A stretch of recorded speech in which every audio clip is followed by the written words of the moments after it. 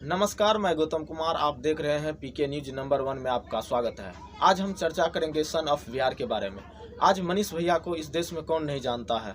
मनीष भैया एक अच्छे पत्रकारिता के साथ साथ अच्छे लोकप्रिय इंसान भी है, जो हमारे बिहार के लिए कुछ न कुछ हर पल करते रहते हैं। कई बच्चा को वो कई शिक्षा एजुकेशन के बारे में हर इंसान को एक सही राह, एक सही दिशा का उपदेश देते हैं।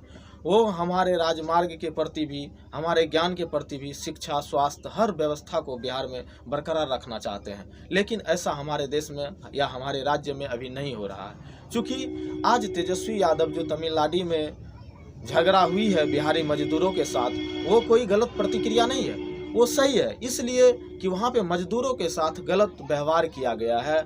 यहाँ बिहार से यदि कोई भी इंसान मजदूर जाता है या वहाँ रुपया कमाने के लिए, तो उसके ठेकेदार क्या करता है कि 3 महीना का पैसा एक्स्ट्रा रख लेता है। उसके बाद फिर जब वो उसको बुलाता है, फिर जाता है, तब उसका पैसा देता है।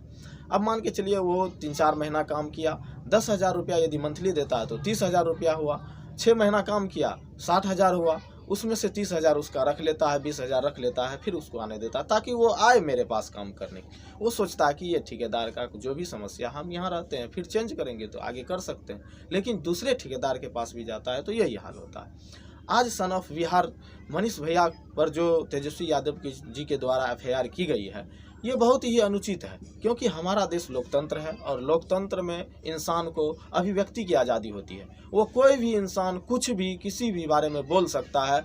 एक आम इंसान को भी वो क्षमता है कि वो 10,000 का मोबाइल और एक मैक लेकर के किसी के मुंह पर सटा सकता है। क्योंकि अभिव्यक्ति की आज़ादी है, वो हमारे देश लोकतंत्र है। लोकतंत्र का कहना यही है, नियम यही होता है कि वो कभी किसी से डर नहीं सकता। चूँकि हमारा देश है, हम इस लोकतंत्र में आज देखिए बिहार के बारे में, उस समय डॉक्टर राजेंद्र प्रसाद जो भारत के प्रथम राष्ट्रपति बने, वो बिहार के ही थे। जयप्रकाश नारायण बिहार के थे जो छात्र आंदोलन किए थे।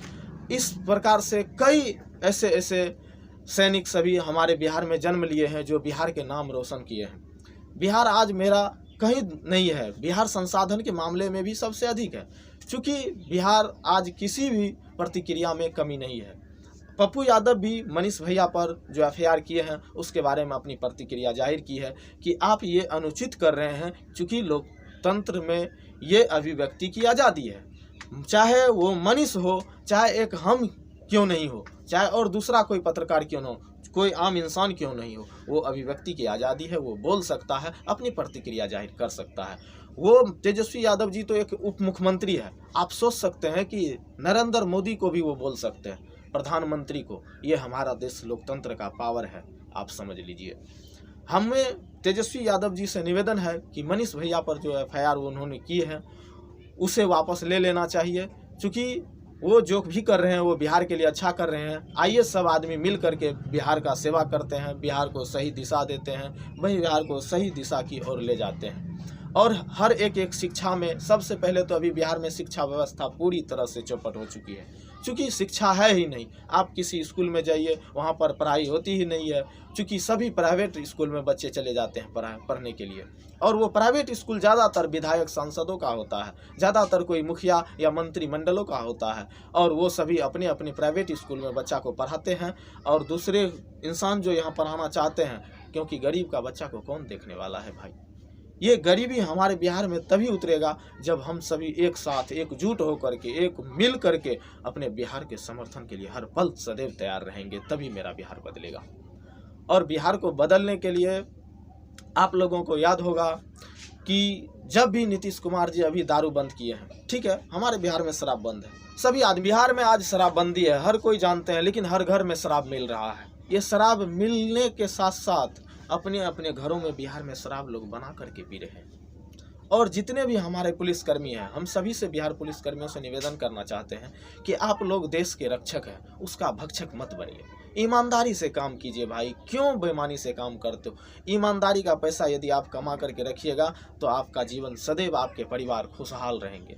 और यदि आप अपने ईमानदारी का पैसा कमा करके अपने बच्चों को नहीं देंगे तो आपका ही बच्चा उस जंगल में चिड़िया मारते फिरेंगे। जानते हैं क्यों? क्योंकि परिणाम गलत का परिणाम गलत ही होता है। कहा जाता है कि सच्चाई कभी छुप नहीं सकती है बनावट के असूलों से, खुशबू कभी आ नहीं सकती है कागज के फूलों से। इसलिए मैं सभी से गुजारिश करना चाहता हूं कि हम सब मिल करके एक बार बिहार के साथ सोचेंगे। अपने परिवार के बारे में मत सोचिए, इस देश के बारे में सोचिए।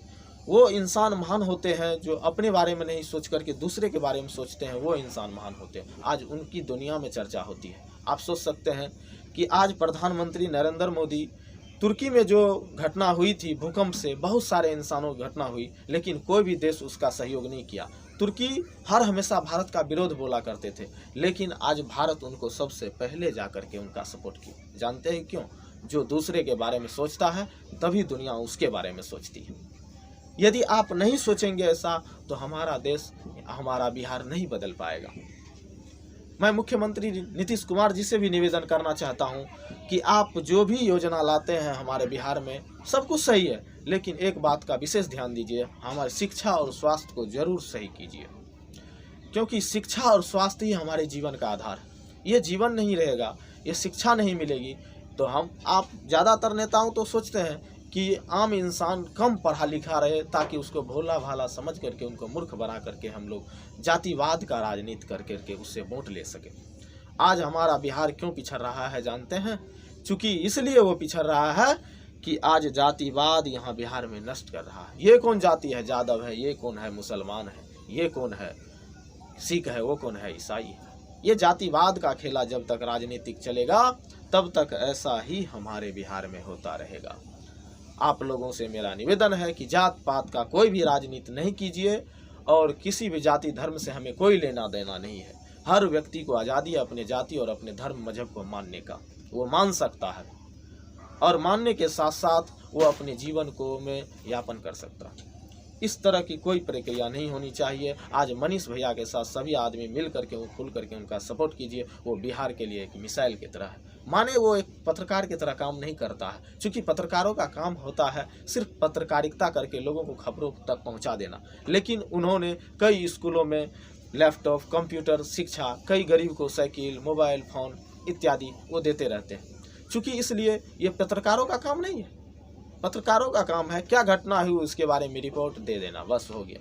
लेकिन वो पत्रकार की तरह नहीं, इस एक बिहार के अपने एक आम इंसान के लिए खड़े उतरते हैं, उनका सहयोग करते हैं, भला करते हैं। क्यों? इसीलिए तो उनका नाम सन ऑफ बिहार रखा गया। मैं आप लोगों को ज़्यादा बात नहीं बता पाऊंगा, इसलिए सभी पत्रकार आज मनीष भैया के समर्थन में है। उनके समर्थन के साथ साथ आज उनके माताजी के पास जाकर के सभी पत्रकार उनसे माताजी से पूछे कि ऐसा क्या हो रहा है और आपके बेटा पर इतना बड़ा अत्याचार हो रहा है। तो उनके माताजी ने बोले कि हमारा बेटा और हमारा पति इस देश का सेवक कर रहे हैं। बात सही है। उनका पति जो है मनीष कश्यप का पिताजी जो है वो आज बॉर्डर पे लड़ रहे हैं। वो हमारे देश का रक्षा कर रहे हैं, हमारा और आपका सभी का। तो उनका बेटा भी एक रक्षक के समान ही आज हमारे बिहार में काम कर रहे हैं। उनके माताजी का कहना है कि सोचिए यदि हमारे दिल पर क्या बीतता होगा या हमारे पुत्र पर कोई एफआईआर कर देता है। दुख की बात है, जो इंसान सच्चाई के साथ लड़ता है अक्सर उन्हीं के साथ दुर्घटनाएं होती हैं। ऐसा क्यों होता है? क्योंकि उस पर निगाहें सभी इंसानों का टिका हुआ रहता है। इसलिए नहीं कि उनका खुल करके सपोर्ट। आज जानते हैं कि हर इंसान अपने आप को बड़ा बताना चाहते हैं, हर इंसान बड़ा बनना चाहते हैं। मैं एक कहानी से आप लोगों को समझाते हैं कि एक इंटरव्यू के पास गए लोगों ने बताया कि 10 कर्मचारियों का इंटरव्यू एक शख्स ले रहे थे। उन्होंने सबके हाथ में एक एक बैलून दिए और सभी को बोले कि इस बैलून को फुलाइए। सभी आदमी मिलकर के उन बैलून को फुलाए और बोले कि ये बैलून जिसके हाथ में बच जाएंगे वो विनर होंगे, मतलब उसकी जीत होगी। सभी इंसान सोचने लगे कि भाई इसके हाथ में बचेगा, इसके हाथ में। सभी आदमी मिल करके एक दूसरे का बैलून भांग दिए। जानते हैं क्यों? कि मैं विनर बनूंगा। आप सोच सकते हैं कितना बेवकूफ़ी किए उन लोगों ने। एक दूसरे को भांगते भांगते सभी का बैलून भांग गया। तो उन्होंने कहा कि आप लोग यदि सभी आदमी इस बैनुल को रख लेते तो आप लोग सभी जीते हुए थे, सभी महान थे, क्योंकि सबके पास बैनुल था। क्योंकि बैनुल जिसके हाथ में रहेगा उनकी जीत है, वो विनर है। लेकिन उन्होंने क्या किया? एक दूसरे पर अत्याचार करने की। क्योंकि जानते हैं अभी दूसरों का बुराई हम और आप नहीं देखते, सभी आदमी दूसरे का ही बुराई पर निगाहें टिकाए हैं। जानते हैं क्यों? अपना कल के बुरा देखन जग में मिला, मुझ जैसा बुरा न मिला को। आप दूसरों को बुराई को ढूंढने के पीछे मत भागिए, खुद के अंदर झांक करके देखिए कि आपके अंदर क्या है और क्या सही है क्या गलत है। मनीष भैया जो भी कर रहे हैं आज हमारे बिहार के लिए बहुत अच्छा काम कर रहे हैं। वो एक पत्रकार के नाते ही नहीं, एक सामाजिक के नाते, एक देश के नेता के नाते भी कर रहे हैं, और एक शिक्षा, एजुकेशन, रोजगार पर पूरी तरह से वो अपना विश्वास टिकाए हुए हैं कि आज नहीं तो कल बिहार बदलेगा। एक इंसान आता है जो पूरे इतिहास को पलट देता है। जानते हैं आज पूरा देश महात्मा गांधी को क्यों मानते हैं? क्योंकि उन्होंने अपना आज़ादी में पूरी सर्वोच्चतम न्याय कर दी। वो चाहते थे खुद का सुरक्षा करके रह जाते, क्योंकि जो खुद का सुरक्षा करके सीमित रह जाते हैं उनका इतिहास में कहीं नाम नहीं होता। और आज महात्मा गांधी का पूरा दुनिया जानता है। क्यों जानते हैं? वो अपने बारे में नहीं, इस देश के बारे में सोचे थे, और देश के बारे में जो सोचते हैं वही इंसान महान होते हैं। आप लोगों को याद होगा कि स्वामी विवेकानंद का एक कथन है कि उठो, जागो और चलते रहो, जब तक लक्ष्य प्राप्त न हो तब तक रुको मत। क्यों? क्योंकि उनका कहना है कि वो जब शिकागो अमेरिका में भाषण देने के लिए गए थे तो उन्होंने अपनी माता जी को जा कर के प्रणाम किए कि माता मुझे आशीर्वाद दीजिए कि मैं इसमें विजय हासिल करूं, जीत हासिल करूं। उनके माता जी ने उससे बोला कि बेटा वहाँ चाकू रखा हुआ है, वो लेकर के आओ। वो चाकू जब लेकर के आया तो उनके माताजी के हाथ में दिए तो उनके माताजी ने बोला कि जाओ तुम्हारा विजय होगा। तो उन्होंने बोला कि माँ, आप मेरा परीक्षा नहीं लिए तो आप कैसे बोल सकते हैं कि मेरा विजय हो सकता है? कल के बेटा, जब मैं तुमसे चाकू मांगा तो तुम लकड़ी वाला हिस्सा मेरे हाथ में पकड़ाया और धार वाला हिस्सा तुम अपने हाथ में पकड़ा, इसीलिए तुम महान हो और तुम जीत करके आओ। क्योंकि वो अपनी माता को धार वाला हिस्सा भी दे सकते हैं, लकड़ी वाला खुद हिस्सा रख सकते हैं, तो उनकी जीत नहीं होती। हम और आप आज यही कर रहे हैं, अपनी अपनी जीत के खातिर दूसरों को हरा रहे हैं। दूसरों को हराइए मत, सब आदमी मिल करके एक एक इंसान का सपोर्ट कीजिए, सभी आदमी उनका सहयोग कीजिए, तभी हमारा बिहार बदलेगा। और ये बिहार को बदलने से नहीं होगा।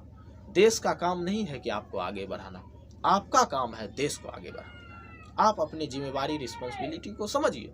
इसलिए नहीं कि आज बिहार का राज्य सरकार या देश की सरकार हमारे लिए रोजगार ढूंढ करके लाएगी या हमारे बारे में कुछ सोचेगी तब हम कुछ करेंगे। जी नहीं, आपका काम है कि देश के बारे में सोचना और देश के साथ मिल करके काम करना, तभी हमारा देश और हमारा बिहार बदलेगा। और इस बिहार के बदलने के साथ साथ आपका परिवार भी बदलेगा। कहा जाता है कि एक औरत यदि शिक्षित होता है तो उनका पूरा परिवार शिक्षित होता है। यदि एक इंसान शिक्षित होता है तो वो सिर्फ इंसान ही शिक्षित रह जाता है। तो आइए हम सभी आदमी मिल करके औरतों का सम्मान करें, औरतों को इज्जत करें। आज सबसे ज़्यादा बिहार में ये लव जिहाद, ये लव मैटर का जो मामला है ये बहुत ही खतरनाक जनक है। ये बहुत बड़ा परिवारों को आप दिन प्रतिदिन सुनते होंगे कि आज यहाँ प्यार मोहब्बत में ऐसा हो गया, इसके साथ ये हो गया, उसके साथ वो हो गया। इन सभी बातों पर ध्यान मधेश अपने राज्य के लिए समर्पित हुई है। जय हिंद, जय भारत।